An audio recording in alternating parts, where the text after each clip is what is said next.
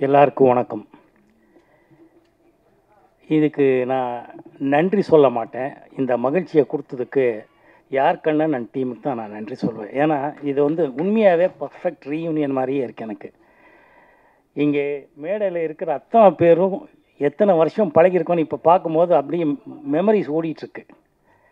Thank you கண்ணா, just like that, thank you. இதுக்கு முன்னாடி செல்வமணி சாரும் தானு சாரும் ஒரு மேட்ரு பேசினார்.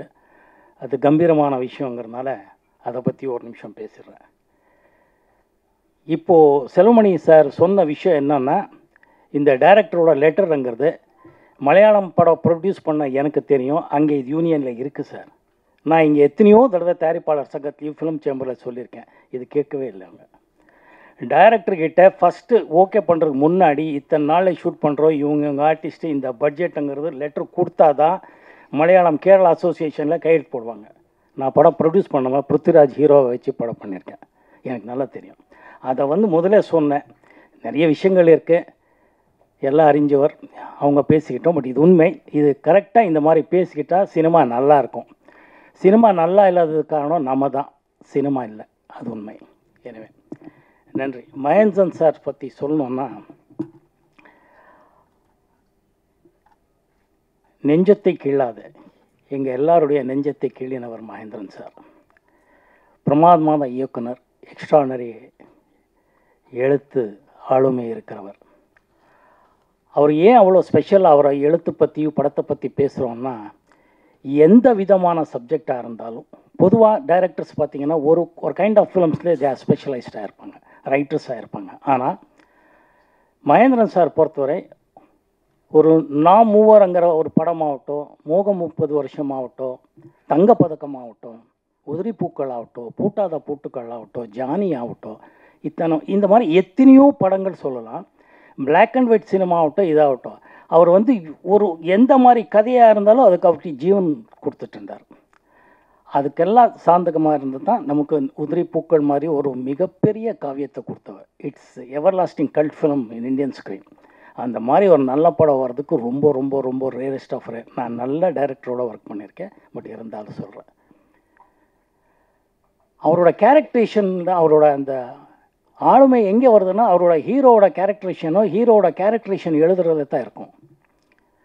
உதாரணத்துக்கு பார்த்தீங்கன்னா, உதிரி பூக்களில் விஜயன் சாரோட கேரக்டரேஷன் ஆகட்டும், அஸ்வினி அம்மா கேரக்டரேஷன் ஆகட்டும், பூட்டாதா பூட்டுக்கள் ஜெயந்தி அவர்கள் கேரக்டரேஷன் ஆகட்டும், ஏன் ஜானி படத்தில் பார்த்துங்க ரஜினி சாரோட அவரை வந்து எவ்வளோ வித்தியாசமாக காட்டிருப்பாருங்கிறது ஜானி படம் பார்த்தவங்களுக்கு உங்கள் எல்லாருக்கும் தெரியும்.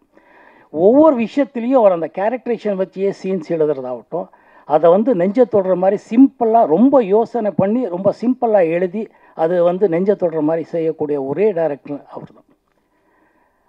அவரை பற்றி பேசுகிறதுல எங்களுக்கு எல்லாம் பெருமையாக இருக்குது, கொஞ்சம் கௌரவமாக இருக்குது. ஏன்னா I am a blessed one. Balu Mahendra sir மூலமாக அறிமுகமான நானும், மகேந்திரன் சார் ஆகட்டும், பாபு சார் ஆகட்டும், இந்த மாதிரி மிகப்பெரிய சிங்கிதம் ஸ்ரீனிவாசராவ் டைரக்டர்கிட்ட மாதிரி இந்த மாதிரி மிகப்பெரிய டைரக்டர்கிட்ட ஒர்க் பண்ணுறதுக்கு எனக்கு ஒரு வாய்ப்பு கொடுத்தது இறைவனுக்கு நான் நன்றி சொல்ல கடமைப்பட்டிருக்கேன். ஒவ்வொரு காலகட்டத்திலையும் ஒவ்வொரு படங்கள் ஒவ்வொரு விதமாக வரும். ஆனால் இவர் 60ஸ்லேருந்து 80s 90s வரைக்கும் பார்த்தீங்கன்னா இவரோட படத்தில் அந்த தரத்தை அப்படியே உயர்த்து போயிருக்கிறார்.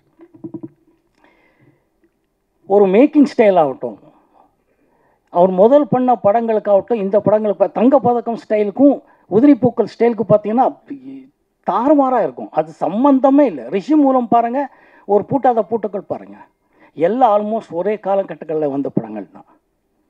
அப்படி ஒரு ரைட்டர் எந்த மாதிரி கதை யாருக்கு வேணுன்றதும் அப்படி வச்சு ஒரு மாஸ்டர் ஷெஃப் மாதிரி என்ன வேணாலும் ஒரு ரெசிபி எதை வேணாலும் கொடுக்க தயாராக இருந்தால் ஒரு மிகப்பெரிய டைரக்டர்.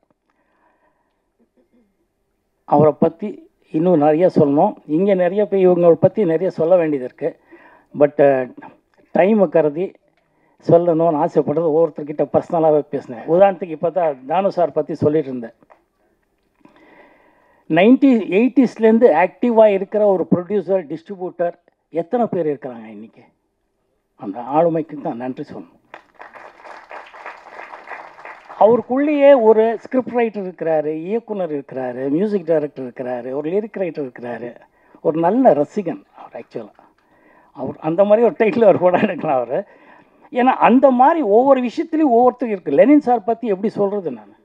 அவர் வந்ததில் ரொம்ப மகிழ்ச்சி. அவர் வரமாட்டாரான் நான் சொன்னேன், எப்படியாவது ட்ரை பண்ணுறான் மனுஷனை, எப்படியாவது கூட்டிகிட்டு வாடா, பார்க்கணுன்னு ஆசைப்படுறேன்னு.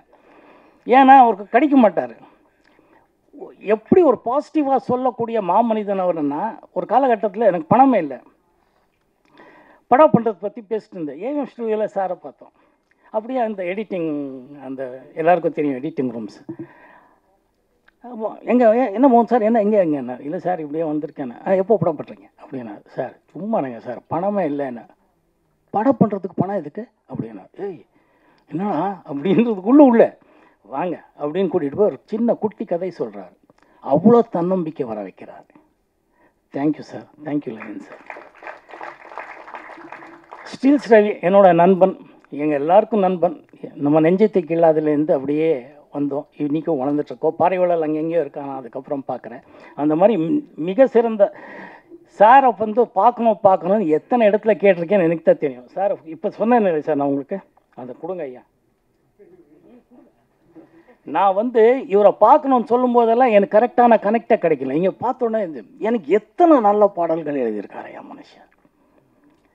மியூசிக் போடுறது மட்டும் இல்லை, சிங்கரும் ஆகட்டும், லிரிக்ஸ் எவ்வளோ இங்கே தொடர மாதிரி எழுதினம்மா. இவருக்கு நான் சொன்னேன், பர்சனலாக வீட்டுக்கு வந்து பார்க்குறேன் சார், தயவுசெய்து உங்கள் ஃபோன் நம்பரை வாங்கிக்கிறேன்னு சொன்னேன்.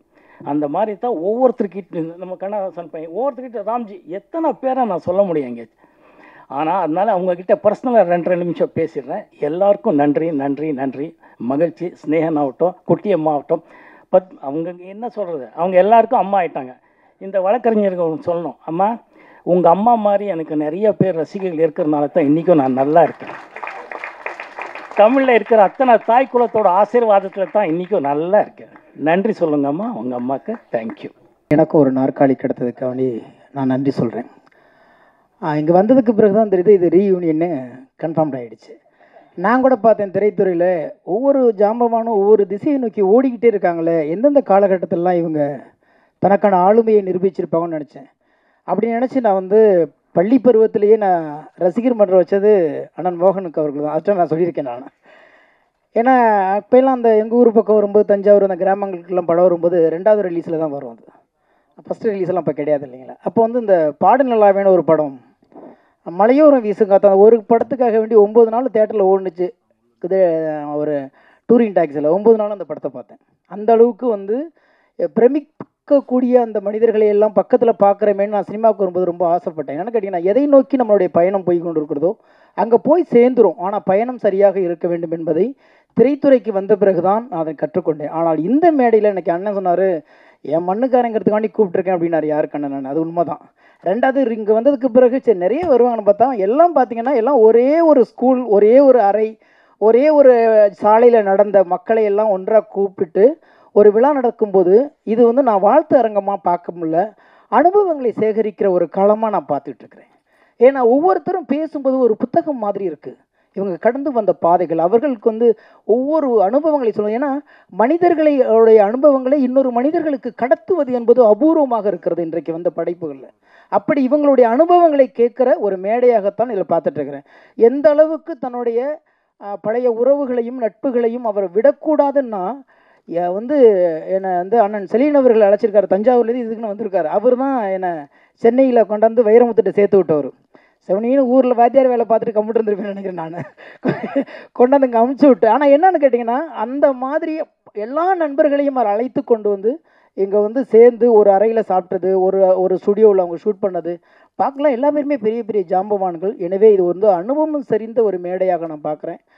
அனுபவம் சரிந்தவர்களெல்லாம் கூடுவதற்கான ஒரு களம் அமைந்திருக்கிறது. ஐயா இயக்குனர் மகேந்திரன் அவர்களுடைய பேரில் ஆரம்பிக்கப்பட்ட இந்த அறக்கட்டளை மூலியமாக கூடுகிறார்கள். எனக்கு என்னவோ இந்த இன்ஸ்டியூட்டில் இந்த மாதிரி மாதம் ஒரு நிகழ்வு நடத்தி இவங்களுடைய அனுபவங்களை சொன்னாலே பின்னவர்கள் வருபவர்களுக்கு, இனிமேல் சினிமாவுக்குள் வருபவர்களுக்கு சினிமானா என்ன, உழைப்புனா என்ன, நேர்மைனா என்ன, படைப்புனா என்ன, எவ்வளவு தூரம் ஒரு வெற்றிக்காக கடக்க வேண்டியிருக்கிற இந்த அனுபவங்களே கூட அடுத்த தலைமுறைகளுக்கு கடத்தணும் அப்படிங்கம்னா இந்த மாதிரி ஒரு நிகழ்வை தொடர்ந்து இந்த இன்ஸ்டியூட்டில் நடத்துனீங்கன்னா என்னை போன்றவர்கள் எனக்கு பின்னால் வருபவர்களுக்கும் இது மிகப்பெரிய பாடமாக இருக்கும் என்ற நம்பிக்கை இருக்கிறது.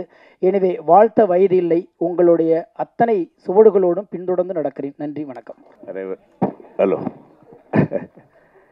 அனைவருக்கும் இனிய மாலை வணக்கம். மேடையில் அமர்ந்திருக்கும் ஜாம்பவான்கள், அவர்களை பற்றிலாம் சொல்லணும்னா சொல்லிக்கிட்டே இருக்கலாம். நான் 3 நாளைக்கு முன்னாடி கோயம்புத்தூர் போயிருந்தேன். ஆக்சுவலாக அங்கே கோயம்புத்தூரில் ஒரு ஃபங்க்ஷன்ஸில் அங்கே தான் சொந்தக்காரங்க வீட்டில் தான் இருந்தேன். திடீர்னு ஃபோன் வந்தது. யாருன்னா நம்ம கண்ணன் மகேந்திரன் சாருக்கு ஒரு ஃபங்க்ஷன்னு, மகேந்திரன் சார் பேரை வச்சு ஒரு இன்ஸ்டியூட் ஆரம்பிக்கிறேன்னு சொல்லி வச்சார். வரான்ட்டேன். வந்ததுக்கு காரணம் மாதா பிதா குரு தெய்வம். என்னுடைய குரு மகேந்திரன் சார் அவர்கள். கை கொடுக்கும் கைப்படுத்தல். அதே மாதிரி இந்த இன்ஸ்டியூட் அவர் பண்ண போகிறாரு. அதுக்கு என்னுடைய வாழ்த்துக்கள். அவருக்கு அந்த இன்ஸ்டியூட்டில் என்ன சப்போர்ட்டாக இருந்தாலும் நான் பண்ணுறேன். காரணம் மகேந்திரன் சாருடைய பேரை வச்சு அது பண்ணியிருக்காரு. கண்ணன் பிய சொல்கிறேன், உங்கள் இன்ஸ்டியூட்டில் ஏதாவது ஒரு கிளாஸ் எடுக்கணுன்னா சும்மா ஒரு ஸ்பெஷல் கெஸ்ட்டாக வந்து உங்களுக்காக, அந்த மாணவர்களுக்காக நான் எந்த ஒரு எக்ஸ்பெக்டேஷன் இல்லாமல் ஒரு ஃப்ரீயாக வந்து ஒரு கிளாஸ் எடுக்கிறேன். நன்றி, வணக்கம்.